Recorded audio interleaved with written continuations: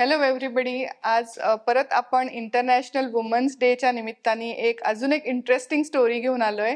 माझी खूप चांगली मैत्रीण प्रतिभा सिरिया, जी वेलनेस आणि योगा एक्सपर्ट आहे, फिटनेस एन्थुझियास्ट आहे आणि शिवाय शी इज अ वुमन एंटरप्रेनर. त्यामुळे मला आणि तुम्हाला नक्कीच जाणून घ्यायला आवडेल की हे सगळं कसं ती मॅनेज करते. सो वेलकम प्रतिभा. पॉटरी डेनच्या वुमन्स डेच्या पॉडकास्टमध्ये तुझं स्वागत आहे. Thank you so much, Archana, for having me here. And hi, lovely ladies out there. I'm Dr. Pratibha Tirthagirikar Siria. I'm an Ayurvedic doctor, and I did my advanced diploma in nutrition and dietetics. Also, recently, before pandemic, I did my master's in yoga with gold medal. And yes, now I help people to change their lifestyle and adopt a beautiful yogic lifestyle. And also I am an entrepreneur. We provide hygienic, neat and clean, safe accommodation and nutritious and delicious food to 52 girl students. We have a girls hostel near Cummins Engineering College, Karvenagar, Pune. And yes, I'm married to Sanjay Siria, who is an industrialist, and I'm a mother of 2 young, dynamic and intelligent boys, Yash and Harsh. So this is me. So Pratibha, मला जाणून घ्यायला आवडेल की ह्या सगळ्यामध्ये तुझं inspiration कोण होतं. स्पेशली आपण आज वुमन्स डे बद्दल बोलतोय, तर त्यामुळे आपल्या समोर एक आयडियल कोणतरी असतंच. टिपिकली जनरली आई, आजी या कॅटेगरीतलं. पण मला जाणून घ्यायला आवडेल की तुझं या सगळ्या प्रोफेशनल आणि पर्सनल लाईफमध्ये इन्स्पिरेशन कोण होतं. आता खरं वुमेन्स डे आहे तर वुमेन्सच इन्स्पिरेशन म्हणायला पाहिजे, पण ते तर मी सांगेनच, कारण आय लव्ह ॲडव्हेंचर. म्हणजे माझा मंगळ खूप स्ट्रॉंग आहे, त्याच्यामुळे मला ॲडव्हेंचरस गोष्टी आवडतात. मला डायनॅमिक आणि लिडरशिप करणारे लोक आवडतात. त्याच्यामुळे इंदिरा गांधी, किरण बेदी हे ह्या माझ्या आयडॉल्स आहेत. सो त्यांच्याबद्दल त्यांनी बऱ्याच काही असे डिसिजन्स घेतलेत आणि बऱ्याच धडाडीने काम केलेलं आहे. सो आणि त्याच्या आधी पण राणी लक्ष्मीबाई म्हण किंवा अहिल्याबाई होळकर म्हण, त्यांनी सुद्धा खूप छान काम केलं. पण आपल्या हयातीत आता आपण प्रत्यक्ष डोळ्यांनी पाहिलं, म्हणजे मी इंदिरा गांधींना पाहिलेलं आहे, त्याच्यामुळे त्यांचा जो म्हणजे शी हॅज दॅट करिश्मॅटिक पर्सनॅलिटी. सो मला त्यांच्याबद्दल फार वाटतं की खूप काही केलेलं आहे आणि शिकण्यासारखं आहे. एवढ्या मोठ्या या देशाच्या पहिल्या पंतप्रधान म्हणून त्यांनी काम केलं. सो तसं पण आता असं पाहिलं, मी जो काही पाथ चालते त्याच्यावर, तर ते माझे बाबा ते त्यांचं मला फार म्हणजे त्यांच्याकडूनच मी खूप सारं इन्स्पिरेशन घेतलेलं आहे की ते मागच्या 2 वर्षापूर्वी 91व्या वर्षी गेले. पण ते ज्या पद्धतीने ज्यांचं जीवन जगले तसं मला जगायला आवडेल. ते शेवटपर्यंत खूप फिट होते, त्यामुळे मला फिटनेस बद्दल खूप आस्था आहे आणि फिट राहायला पाहिजे, लोकांनी सुद्धा फिट राहायला पाहिजे असं वाटतं. म्हणून आणि त्यांनी ज्या सचोटीने आणि कॉम्पिटेंटली काम केलं तसं काम करावं असं मला नेहमीच वाटतं. सो ते आणि बिझनेसच्या बाबतीत म्हणशील तर माझा नवरा संजय इज माय गाईड.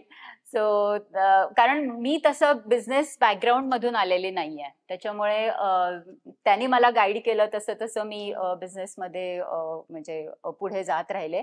आणि मला सांगायला आवडेल की आमचं म्हणजे we are the first ISO certified hostel in India, की ते ISO सर्टिफिकेशन आम्ही घेतलं. आणि we are the most disciplined आणि highly paid hostel, one of the best hostel in Pune. आणि आता मी योग आणि वेलनेस याच्या संदर्भात काम करते. तर आय एम लव्हिंग इट, कारण योग हा सगळ्यांसाठीच सगळं चांगलंच करून देणारा आहे. योग इज अ लाईफस्टाईल नाव, असं हॉबी आणि अशाच्या पलीकडे आहे. आणि अगदी आणि योग म्हणजे फक्त फिजिकल ऍक्टिव्हिटी नाही, तर it is about mind, body, soul, everything. So योगाची लाईफस्टाईल ही अडॉप्ट करायलाच पाहिजे प्रत्येकाने याच्या पुढे. आणि जे स्ट्रेसेस आहेत, आता आपण इतके सायकोसोमॅटिक डिसीजेस आहेत ज्याच्यामुळे म्हणजे स्ट्रेसमुळे जे होतात. बरोबर. सो तो स्ट्रेस जर आपल्याला कमी करायचा असेल तर योगा नक्कीच मदत करेल त्याच्यासाठी. आणि ऑफकोर्स तुझ्यासारखे एन्थुझियास्ट आहेत, त्यामुळे ते पुढच्या पिढीला सुद्धा खूप लवकर ते आत्मसात करता येईल, करता कारण ते लेगसी आपण पुढे फॉरवर्ड केल्याशिवाय ती जात नाही. करेक्ट. आणि एक खूप चांगलं झालं की जसं इंटरनॅशनल योगा डे मोदीजींनी डिक्लेअर केला, त्याच्यामुळे अख्ख्या जगामध्ये योगाचं महत्व लोकांना पटलेलं आहे. आणि तिकडून जे येतं त्याचा आपण अगदी आनंदाने स्वीकार करत असतो. त्याप्रमाणे आपल्याकडे पण खूप मोठ्या प्रमाणात योगा डे सेलिब्रेट आपण करतो. त्याच्यामुळे निश्चितच याच्या पुढे योगाला चांगले दिवस आहेत असं म्हणायला हरकत नाही. सो तुला काय वाटतं की तुझ्या बिझनेसमध्ये ॲज अ वुमन एंटरप्रेनर काही स्पेसिफिक चॅलेंजेस तू फेस केलेस का? आणि केले असले तर त्याच्यातनं तू कशी बाहेर निघालीस? किंवा आत्ता ज्या बायका हे सगळं सुरू करायचं असेल, तर त्यांना कसं आपण मेसेज देऊ शकतो की हे चॅलेंजेससाठी तयार राहा? ओके. आता आमच्या बिझनेसमध्ये म्हणजे मी जो बिझनेस आता बघते त्याच्यामध्ये तसा एक लेडीज म्हणून उलट मला ॲडव्हान्टेजेस मिळाले आहे. चॅलेंजेस तसे काही फारसे नाही आहेत. आणि इवन योग आणि आयुर्वेद हे जे मी करते त्याच्यात सुद्धा बऱ्यापैकी लेडीज आहेत. आणि त्याच्यामध्ये तसा काही प्रॉब्लेम येत नाही. पण हां, हॉस्टेल सांभाळताना एक लेडी म्हणून ज्या रिस्पॉन्सिबिलिटीज आहेत, मुलींची जी रिस्पॉन्सिबिलिटीज असतात ते करताना थोडासा कधी-कधी त्रास होतो. म्हणजे लोक काही प्रेशराईज करायचा प्रयत्न करतात किंवा हां, म्हणजे काय असतं की पेरेंट्स जे आहेत आमच्याकडे, आमचं प्रीमियम असल्यामुळे हॉस्टेल, काही आमदारांच्या मुली किंवा काही SP च्या मुली, तर कुठे कलेक्टर किंवा मोठे-मोठे इंडस्ट्रियलिस्ट यांच्या मुली. मग त्यांना असं वाटत असतं की आपण म्हणजे जे आम्ही आणि we are most disciplined hostel. त्यामुळे इतके वाजता यायचं म्हटल्यावर इतके वाजताच यायचं. 5 मिनिट उशीर झाला तरी आम्ही एंट्री देत नाही. मग तेव्हा प्रेशराईज करणं आणि मग त्या सगळ्या गोष्टी फेस करायला लागतात. पण त्या खंबीरपणे मी फेस करते.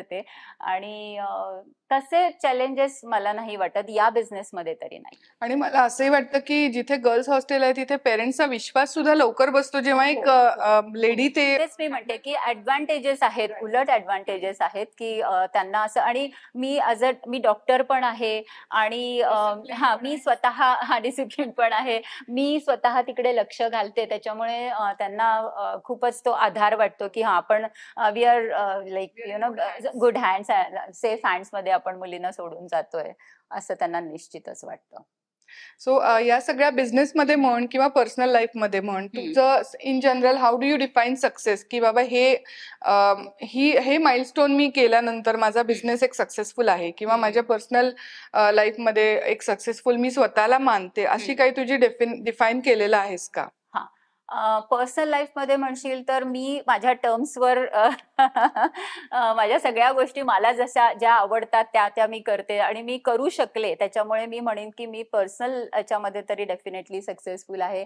का तर मला असा बिझनेस करायचा होता ज्याच्यातून मला माझ्या ॲक्टिव्हिटीज मला खूप ट्रेकिंग करायला आवडतं. मला रनिंग करायला आवडतं. सो रनिंगमध्ये I did half a dozen of half marathons, then around 50 10Ks. आणि ट्रेकिंग मध्ये म्हणशील तर I did 50 treks in 18 months to mark my 50th birthday. So मला एवढ्या सगळ्या ऍक्टिव्हिटीज करायच्या असतात आणि there is a long bucket list. आणि शिवाय मला ट्रॅव्हलिंग करायला आवडतं. तर वर्षातून 2-3दा मी ट्रॅव्हल करते. Now I am doing Himalayan trek every year. So मला असा बिझनेस हवा होता की ज्या बिझनेसमध्ये मला स्टेडी इन्कम पण मिळेल आणि फार मला रोज तिथे जाऊन लक्ष देण्याची गरज पडणार नाही आणि माझ्या ऍक्टिव्हिटीज पण मी व्यवस्थित करू शकेन. So I chose this business and it is going great. So ते एक आहे. आणि सेकंडली माझा जसा आयुर्वेदाचा बॅकग्राऊंड आहे आणि मी आता मास्टर्स केलं योगामध्ये, तर मला असं वाटलं की ह्याच्यातून ही लाईफस्टाईल अडॉप्ट केल्याने लोकांना निश्चितच फायदा होतोय. त्याच्यामुळे मग मी आता हे एक ॲडिशनल कन्सल्टेशन आणि वर्कशॉप्स हे सगळं सुरू केलंय. सो त्याच्यात सुद्धा लेडी डॉक्टर्स आणि लेडी टीचर्स सगळीकडे आहेतच. त्याच्यामुळे ह्याच्यातही अशा पद्धतीचे काही चॅलेंजेस नाहीयेत. पण उलट तू मग आता फायदाच होतो. नवीन एक वेलनेस प्रोग्राम सुद्धा चालू केलायस, तर त्याच्याबद्दलही आम्हाला जाणून घ्यायला आवडेल. येस. आता काय आहे की योगासनांचं महत्व खूप लोकांना पटलंय आता. म्हणजे रामदेव बाबांनी ज्या पद्धतीने सगळ्यांच्या घराघरात योग पोहोचवला, त्याप्रमाणे लोक योग तर निश्चित करतात, योगासनं करतात. परंतु आजकाल जे स्ट्रेस लेवल्स वाढलेले आहेत, त्या कमी करण्यासाठी प्राणायाम आणि मेडिटेशन ह्याचा अतिशय चांगला उपयोग होतो.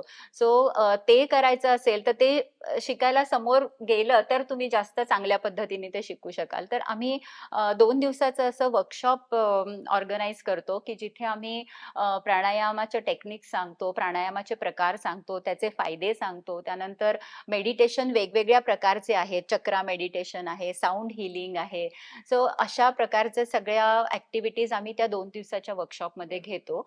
जेणेकरून लोकांना त्याची माहिती होईल आणि नंतर ज्यांना त्याच्यामध्ये इंटरेस्ट आहे ते पुन्हा पुढे शिकून ॲडव्हान्स कोर्सेस त्याच्यामध्ये करू शकतात. आणि हे सगळे बदल ते त्यांच्या लाईफस्टाईलमध्ये जर त्यांनी केले तर डेफिनेटली इवन हेरिडेटरी सुद्धा काही लोकांचे डिसीजेस असतात ते प्रोलॉंग करू शकतात. तुझ्या आतापर्यंतच्या जर्नीमध्ये तू काही असा मेमोरेबल एक एक्सपिरियन्स किंवा पर्टिक्युलर मुवमेंट सांगशील का, की ज्याने तुझा एकदम अप्रोच बदलला? जसं योगा, तू जसं जसं त्याच्यात पुढे जायला लागलीस तसा तुझा एक टुवर्ड्स लाईफ अप्रोच बदलला. तसा बिझनेसमध्ये किंवा इवन तुझ्या वेलनेस आणि या जर्नीमध्ये, की ही एक घटना घडली आणि माझा एकदम पर्स्पेक्टिव्ह बदलला, असं काही तू शेअर करशील का? हो, नक्कीच. आधी मी बिझनेस बद्दल सांगते, की 2007 पासून आम्ही तो बिझनेस सुरू केला आणि साधारण एक गोष्ट म्हणजे माझ्या लक्षात आलं, की आपण ह्याच्यात ISO सर्टिफिकेशन घेतलं तर कसं राहील.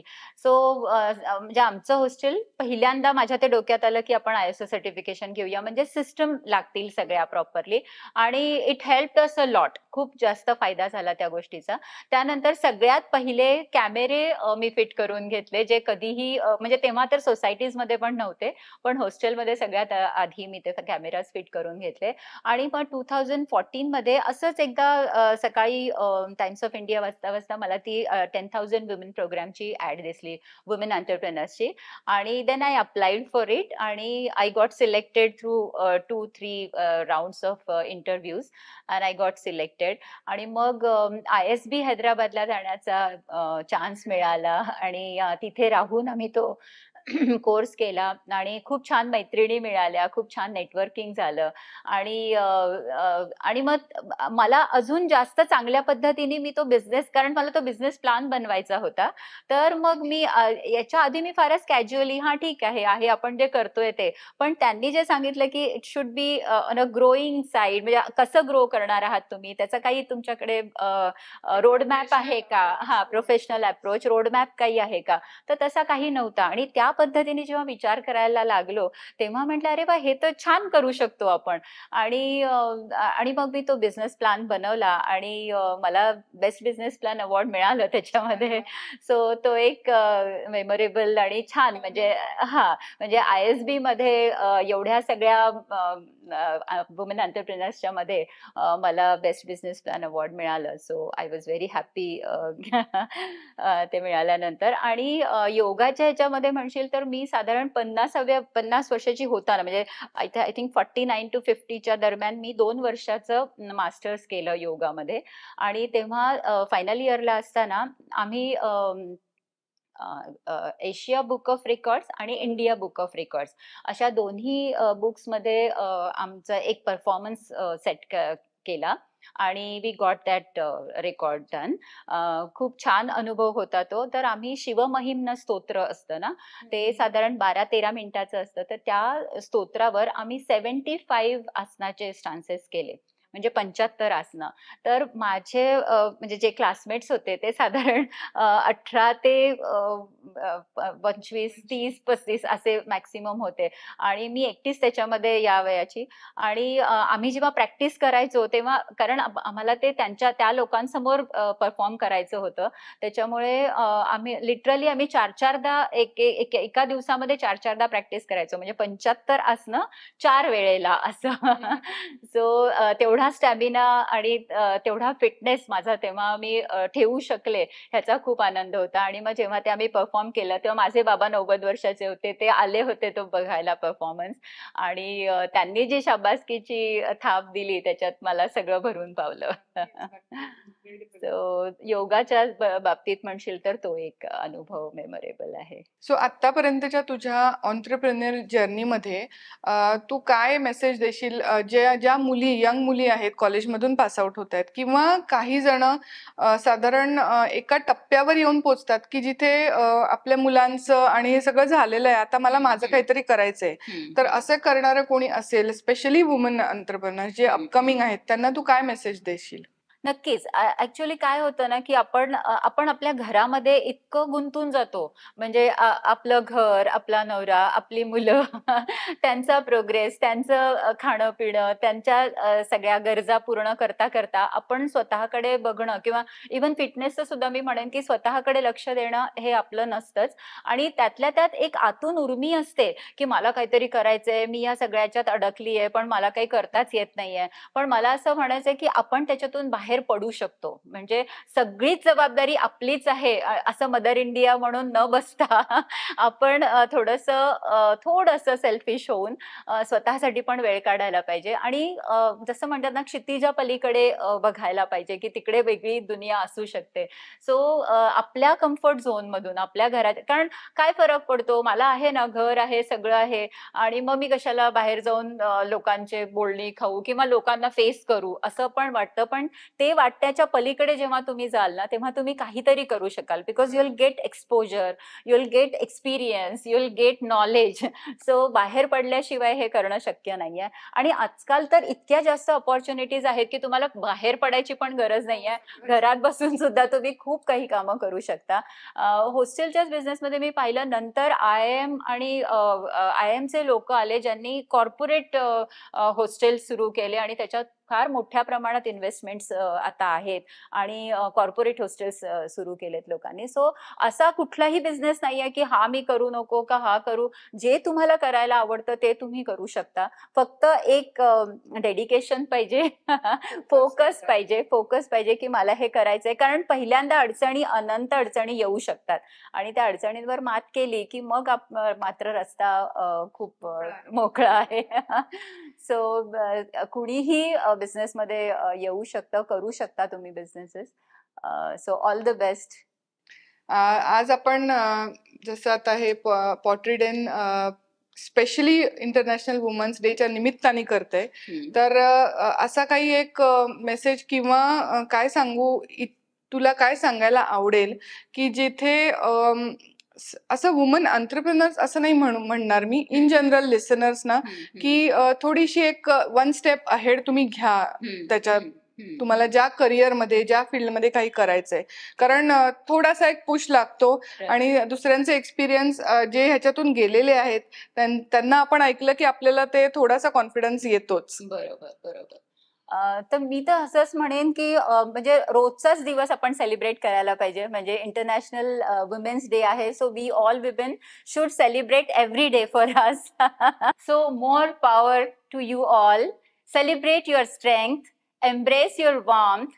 Today and every day, recognize the impact you make. Together, let's continue breaking barriers, uplifting each other, and creating a world where every woman's voice is heard and valued. Thank you so much.